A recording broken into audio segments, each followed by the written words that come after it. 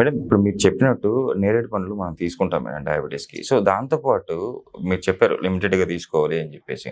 మరి దాంతో పాటు ఫుడ్ డైట్ ఏమన్నా ప్లాన్ చేసుకోవాలా? ఇంతనే తినాలి, ఇంతే ఇది చేయాలి. డయాబెటీస్ వాళ్ళు ఎప్పుడూ లిమిట్‌గానే ఉండాలండి. వన్స్ డయాబెటిక్ వచ్చింది అంటే లెవెల్స్‌ని బట్టి వాళ్ళు బేసిక్ అంటే లైక్ హెచ్‌బీ1సీ అని ఉంటది. 3 మంత్స్ బ్లడ్ షుగర్ లెవెల్స్. ఆ 3 మంత్స్ బ్లడ్ షుగర్ లెవెల్స్ మనకి ఒక 6, 6.1, 6.2 వచ్చిందంటే బార్డర్ లైన్ అని చెప్పుకుంటాం మనం. Okay madam. ఆ బార్డర్ లైన్‌లో ఉన్నప్పుడు వాళ్ళు ఏం చేయాలి? లో గ్లైసెమిక్ ఇండెక్స్ ఫ్రూట్స్‌లో మనం అనుకున్నట్టు ఈ సీజన్‌లో దొరికే చెర్రీ ఫ్రూట్స్ గానీ, ఓకే. జామకాయలు గానీ, దానిమ్మకాయలు గానీ అండ్ నేరేడు కాయలని ఈ సీజన్ ఫ్రూట్స్. సో ఇవి తీసుకుంటూ ఉంటే మనకు షుగర్ అనేది ఫ్లక్చుయేషన్స్ ఉండవు, ఓకే. అండ్ పెరగదు అండ్ బ్యాలెన్సింగ్గా ఉంటుంది. ఈ ఫ్రూట్స్తో పాటు ఫుడ్ విషయానికి వచ్చినా కూడా మనము మార్నింగ్ లేచాక కొద్దిగా మెంతులు నానబెట్టుకొని వాటర్ తాగడము. అంటే మెంతులు ఎప్పుడు ఏం చేస్తాయంటే ప్లాంక్రియాస్ని బాగా స్టిమ్యులేట్ చేస్తాయి. సో హెయిర్ గ్రోత్ కోసము అంటే డయాబెటీస్ వల్ల మనం బాగా గమనిస్తే స్కిన్ చాలా డ్యామేజ్ అవుతుంది okay madam. And muscle loss చాలా ఎక్కువ ఉంటుంది. దాంతోపాటు హెయిర్ కూడా ఎక్కువ లాస్ అవుతుంటారు. అలాంటప్పుడు మనం మెంతుల్ని ఓన్లీ ప్లెయిన్ మంతులే నానబెట్టుకొని నైట్ మార్నింగ్ తాగడం వల్ల షుగర్ కంట్రోల్లో ఉంటుంది అండ్ మజిల్ లాస్ అనేది ఉండదు, హెయిర్ ఫాల్ కంట్రోల్ అవుతుంది. బాడీలో ఇండైజెషన్ ఇష్యూస్ కూడా చాలా మందిలో ఉంటాయి డయాబెటీస్ వల్ల. Okay madam. అది కూడా కంట్రోల్ చేయడానికి బాగుంటుంది.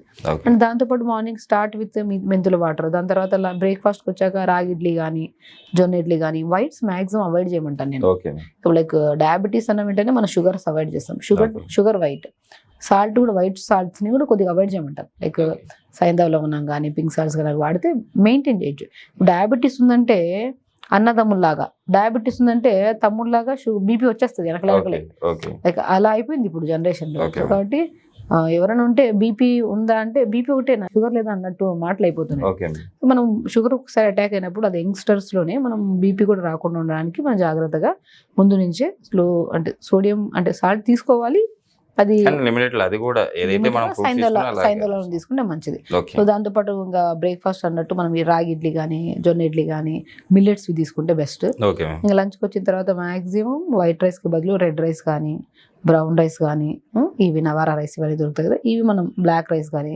రైస్లో ఎందుకు బ్లాక్ రైస్లు వైట్ రైస్లు మేము బ్రహ్మాండంగా పాతకాలంలో వైట్ రైస్లు మంచిగా తినేవాళ్ళం, ఇవన్నీ కలర్ రైస్లు ఎందుకు అంటారు చాలా మంది. Okay. నేను ఏమంటానంటే డయాబెటీస్ వల్ల ఒకటే కాదు, అన్ హెల్దీ పర్సన్ ప్రతి ఒక్కరు ఎలాగైనా సరే వాటర్ అబ్జార్ప్షన్ కెపాసిటీ ఎక్కువ తీసుకోండి అంటే. Okay madam. ఇప్పుడు ఎగ్జాంపుల్ మనం వైట్ రైస్కి ఒక గ్లాసే వాటర్ వేస్తాం, అది కామన్.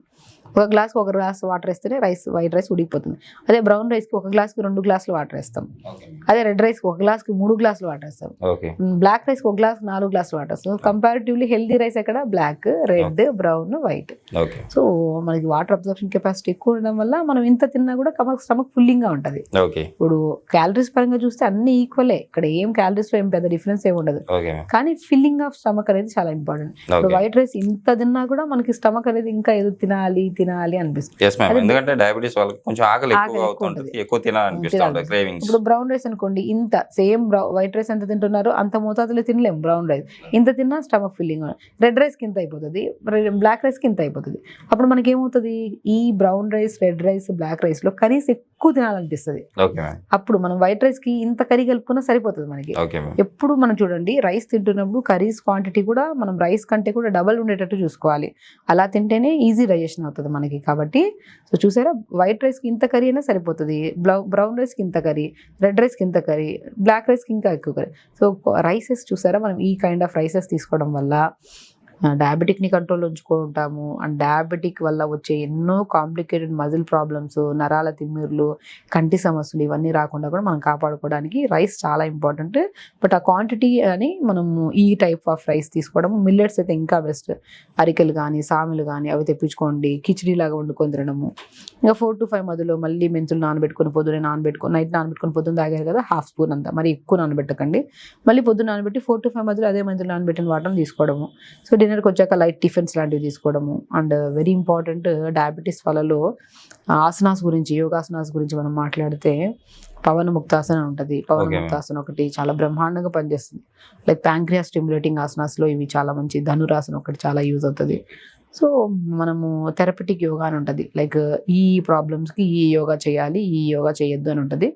బట్ డయాబెటీస్ వాళ్ళు అన్నీ చేసుకోవచ్చు. బట్ స్పెషల్లీ మనం మాట్లాడుకుంటే మాత్రం ధనురాసనని, పవనముక్తాసనని ఇవి చేసుకుంటూ ఫుడ్ హ్యాబిట్స్లో మనం మార్చుకుంటూ ఉంటే మాత్రం డయాబెటిక్ కంట్రోల్ ఉంచుకోవచ్చు. డయాబెటిక్ వల్ల వచ్చే ఎన్నో ప్రాబ్లమ్స్ కూడా మనం రాకుండా కాపాడుకోవచ్చు. మేడం ఈ డైట్ అయిపోతే ఇప్పుడు మనము సీజనల్ ఫ్రూట్స్ తీసుకుంటే చెర్రీ డయాబెటీస్ చాలా చక్కగా పనిచేస్తుంది. అంటే స్వీట్ కూడా ఉంటుంది మేడం డయాబెటీస్. ఇప్పుడు నేరేడు పళ్ళు కూడా స్వీట్ గానే ఉంటాయి, జామకాయలు కూడా స్వీట్ గానే ఉంటాయి, చెర్రీస్ కూడా స్వీట్ గానే ఉంటాయి. కానీ ఇటు కంపారిటివ్లీ మనం మిగతా కంటెంట్ ఆఫ్ ఫ్రూట్స్ లో ఉండే షుగర్స్ కంటెంట్ కూడా దాంట్లో చాలా వరకు తక్కువ ఉంటాయి. అది కూడా మితంగా తినాలి. ఏది అమితంగా తినొద్దు. మితంగా తింటే చెర్రీస్ వల్ల ఏంటంటే లాభాలు, మనం డయాబెటీస్ ఎక్కువ ఏంటంటే నరాల తిమ్మిర్లు, నరాల బలహీనతలు, మోకాల నొప్పులు ఇవన్నీ ఎక్కువగా ప్రోన్ అవుతుంటారు. సో ఇవన్నీ రాకుండా చెర్రీ చాలా ప్రొటెక్ట్ చేస్తుంది మనకి. చెర్రీ ఫ్రూట్ అంటే బేసికలీ మజిల్ కి మంచిది, అంటే anti ageing fruit, more immunity ఎక్కువ ఉంటుంది, ఎందుకంటే విటమిన్ సి రిచ్ ఉంటుంది కాబట్టి. ఎన్నో రకాల వ్యాధి నిరోధక శక్తి ఎక్కువగా ఉన్న ఫ్రూట్స్ లో మనం చెర్రీస్ కానీ, స్ట్రాబెర్రీస్ కానీ, బ్లూబెర్రీస్ కానీ, ఎస్పెషల్లీ ఆల్బుకారా కానీ, ఇవన్నీ ప్లమ్స్ ఇవన్నీ బాగా తీసుకుంటా ఉంటాం. ఇవన్నీ మనకి ఎన్నో రకాల డెంగ్యూలు, మలేరియాలు, ఈ స్కిన్ ప్రాబ్లమ్స్, ఎన్నో kind of bacterial infections, fungal infections రాకుండా కాపాడుకుంటాం. అందులో చెర్రీ డయాబెటిక్ వాళ్ళకి మంచిది. అదర్ దెన్ ఇంకా ఇమ్యూనిటీ కోసం కూడా ఎలాంటి టైప్ ఆఫ్ ఇన్ఫెక్షన్స్ రాకుండా కూడా చాలా మంచిది అనమాట. Okay ma'am. ఇప్పుడు నరాల బలహీనత విషయానికి వస్తే సో ఎలాంటి లక్షణాలు ఉంటాయి, ఈ సీజన్లో ఎలాంటి ఫ్రూట్స్ పనిచేస్తాయి మేడం? సో బేసికల్ నరాల బలహీనత అనేది ఈ మధ్య కాలంలో చాలా కామన్ అండి. నరాల బలహీనత అంటే ఒక తిమ్మిరే కాకుండా స్టార్ట్ విత్ తిమ్మిరితో స్టార్ట్ అవుతుంది. ఏ నరాల బలహీనత ఒకటేసారి మనకి లైక్ పెయిన్స్ ఇలా అన్నీ ఉండవు. ఫస్ట్ స్టార్ట్ అయ్యేది చిన్న చిన్న తిమ్మిరిలాగా, చీమలు కుట్టినట్టు ఫస్ట్ అనిపిస్తుంది. దాని తర్వాత మనం ప్రొలాంగ్ అవుతున్న కొద్ది పెయిన్స్ స్టార్ట్ అవుతాయి. దాని తర్వాత టక్ టక్ సౌండ్లు స్టార్ట్ అవుతాయి. దాని తర్వాత కూర్చున్న నిలబడిన ఇబ్బందిగా ఉంటుంది. ఇంకా అలాగా ఒకటేసారి ఎప్పుడు అంటే ఇప్పుడు సర్వైకల్ స్పాండిలైటిస్ అంటారు, అంటే మెడ నొప్పి, లంబార్ స్పాండిలైటిస్ అంటారు, వెన్నుముక నొప్పి, సయాటికా అంటారు, కింద టెయిల్ బోన్ నొప్పి. ఈ kind of pain complicated problems ఏవైతే ఉన్నాయో అవి ఫస్ట్ మన శరీరం అనేది మనకి హింట్ ఇస్తుంది. ఎలాగా తిమ్మిరితో స్టార్ట్ అవుతుంది. తిమ్మిరి స్టార్ట్ అయింది అంటే నరాలలో సంథింగ్ ఏదో డెఫిషియన్సీ స్టార్ట్ అయింది అని. ఆ డెఫిషియన్సీ ఏమై ఉండొచ్చు, B12 డెఫిషియన్ అయి ఉండొచ్చు, డి విటమిన్ డెఫిషియన్సీ అయినా ఉండొచ్చు, ఐరన్ డెఫిషియన్సీ అయినా ఉండొచ్చు. ఈ మూడిట్లో మనం వెళ్ళి ఫస్ట్ టెస్ట్ చేయించుకోవాలి. మనం స్వతహాగా మనం కొన్ని టెస్టులలో ఇవి మెయిన్ ఇంపార్టెంట్. ఈ టెస్టులు చేయించుకున్నాం అనుకోండి, ఓకే ఇవి తగ్గడం వల్ల మనకి ఈ తిమ్మిరి వస్తుందని మనం గమనించి మనం ఏం చేయాలి, ఫస్ట్ వెళ్ళి B12కి సంబంధించిన ఫుడ్లు. ఇప్పుడు మన ఫుడ్ విషయానికి వస్తే మనం చాలా వీడియోస్లో కూడా చెప్పాము. తోటకూర విత్తనాలు కానీ, తర్వాత మనము చాలా బెస్టెస్ట్ థింగ్ ఏదంటే సింగాడ ఫ్రూట్ అంటారు. మనకి సింగాడ ఫ్రూట్ అని మనకు బయట చాలా చోట్ల దొరుకుతుంది. అలా సింగాడ ఫ్రూట్ అని దొరకలేదు అనుకోండి, మన బార్లీ అయినా తీసుకోవచ్చు. తర్వాత పంకిన్ సీడ్స్లో కూడా చాలా మంచి విటమిన్ B12 ఉంటుంది. అండ్ స్పెషల్లీ చెప్పాలంటే మనకి మన ఆల్మండ్స్లో కానీ, వాల్నట్స్లో కానీ ఇవన్నీ కామన్గా దొరికేవి కదా, పిస్తాస్లో కానీ. సో ఇవన్నీ మష్రూమ్స్లో కూడా మంచిగా ఉంటుంది. ఇప్పుడు మష్రూమ్స్లో డి విటమిన్ ఉంటుంది, B12 కూడా ఉంటుంది, అన్నిట్లో ఉంటుందండి. స్పెసిఫికల్గా ఇందులో మనకి ఎక్కువగా ఉంటుంది, ఆకుకూరల్లో ఎక్కువ ఉంటుంది. సో ఇవన్నీ మనం రెగ్యులర్గా తీసుకుంటున్నదే B12 డెఫిషియన్సీ ఉంటే B12ని కవర్ చేసుకోవచ్చు, D vitamin deficiency D vitamin cover చేసుకోవచ్చు, ఐరన్ ఉంటే ఐరన్. ఈ మూడు తగ్గితే నరాల బలహీనత స్టార్ట్ అవుతుంది. ఆ నరాల బలహీనత అనేది ఆటోమేటిక్గా మనకి సెట్ అయిపోవాలంటే ఈ మూడు కరెక్ట్గా ఉండాలి. ఈ కరెక్ట్ మోతాదులో మనం మెయింటైన్ చేస్తుంటే తిమ్మిరితోనే ఆపేస్తాం ఆ సమస్యని. ఆ తిమ్మిరి కాస్త నొప్పి కాస్త టక్ టక్ సౌండ్ కాస్త ఇంకా ఎక్కువ కాంప్లికేటెడ్ ప్రాబ్లం వచ్చే వరకు మనం స్టార్టింగ్లో దాన్ని డయాగ్నోస్ చేసుకొని మన బాడీలో ఉన్న డెఫిషియన్సీని మనం కనిపెట్టి దాన్ని మనం ప్రాపర్ ఫుడ్ ద్వారా కానీ, ఫిజికల్ యాక్టివిటీ ద్వారా కానీ, దానిమ్మకాయ జ్యూస్ తీసుకోవడం రెగ్యులర్గా. దానిమ్మకాయ కూడా బ్రహ్మాండంగా పనిచేస్తుందండి. దానిమ్మకాయ జ్యూస్ని మనం రెగ్యులర్గా తీసుకోవడం వల్ల హిమోగ్లోబిన్ కౌంట్ పెరిగి, ఐరన్ పెరిగి, నరాలకి చాలా సంపూర్ణమైన బలానికి చేకూరుస్తుంది. కాబట్టి దానిమ్మకాయ చాలా మంచిది, దొరుకుతుంటుంది. స్పెషల్లీ మనకి రైనీ సీజన్లో ఎక్కువ దొరికే ఫ్రూట్ అది. బట్ అదర్ దెన్ ఎనీ సీజన్స్లో దొరుకుతుంది కాబట్టి అది తెప్పించుకొని వాడండి. అండ్ ఇవన్నీ చేసుకుంటే మాత్రం నరాల బలహీనత రాదు. అండ్ స్పెసిఫికల్గా ఇంకొకటి విషయానికి వస్తే మనము B కాంప్లెక్స్ విటమిన్స్ కూడా చాలా ఇంపార్టెంట్. మనం B12 విటమిన్ గురించి ఎంత ప్రాముఖ్యతగా మాట్లాడుకున్నామో B కాంప్లెక్స్ విటమిన్స్ కూడా ఇంపార్టెంట్. B కాంప్లెక్స్ విటమిన్ ఎక్కడ దొరుకుతుంది అంటే రైస్ అండి. అసలు రైస్ ఒక బ్రహ్మాండమైంది. ఆ రైస్ ని మనము గంజి అంటారు చూడండి. మనం రైస్ ని వడగొట్టిన తర్వాత ఆ గంజిలో కొన్ని వెజిటబుల్స్, స్ప్రింగ్ ఆనియన్స్, కొత్తిమీర, పుదీనా, స్వీట్ కార్న్స్ ఇవన్నీ వేసుకొని మనం సూప్స్ చేసుకుంటా ఉంటాం కదా. ఆ సూప్స్కి వదిలి గంజిలో ఇవన్నీ వేసుకొని గంజిని ఒక సూప్ లాగా డైలీ ఒకసారి తీసుకున్నారనుకోండి, B కాంప్లెక్స్ విటమిన్స్ బాగా దొరుకుతాయి. నరాలకి చాలా స్ట్రెంథనింగ్. తీసుకున్న విత్ ఇన్ 4 to 5 days మీకు ఆ డిఫరెన్స్ తెలుస్తుంది. నొప్పుల్లో కానీ, ఆ బలం కానీ చాలా మంచిగా అంటే లైక్ ఒక సిక్ అవుతున్న పర్సన్ కూడా మనము ఎప్పుడన్నా బాగలేదనుకోండి, జ్వరం వచ్చినా ఎవరికన్నా మనుషులకి చాలా వీక్గా ఉన్నారంటే గంజిని వడగొచ్చి దాంట్లోకి ఏదన్నా మనం వెజిటబుల్స్ వేసి సూప్ లాగా ఇస్తూ ఉంటాం.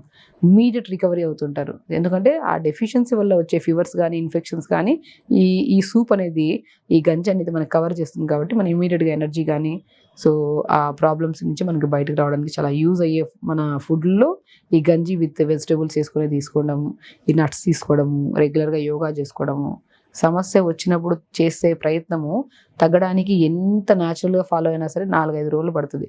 అట్లా సమస్య రాకుండా మనం ముందు నుంచే జాగ్రత్త పడుతూ రెగ్యులర్ యోగా ఫుడ్స్ మనం ప్రాపర్గా తీసుకుంటుంటే అన్ని ప్రాబ్లమ్స్ మనకు సాల్వ్ అవుతాయి. మేడం ఈ సీజన్లో కంటి చూపును మెరుగుపరిచే ఫ్రూట్స్ ఏమన్నా మనకు దొరుకుతాయా? ఆల్బుకారా ఫ్రూట్ అండి.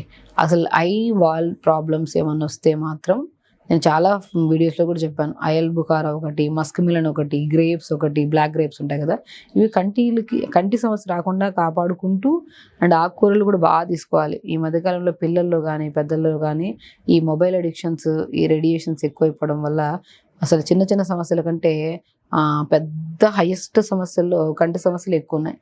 మనిషికి నిద్ర లేకపోతే కళ్ళు అలిసిపోతాయి, మొబైల్ ఎక్కువ చూసినా కళ్ళు అలిసిపోతాయి. మనిషికి నిద్ర లేదు ఈ జనరేషన్లో, కంటి సమస్యలు కూడా ఎక్కువ అవుతున్నాయి బికాస్ ఆఫ్ మొబైల్స్ వల్ల.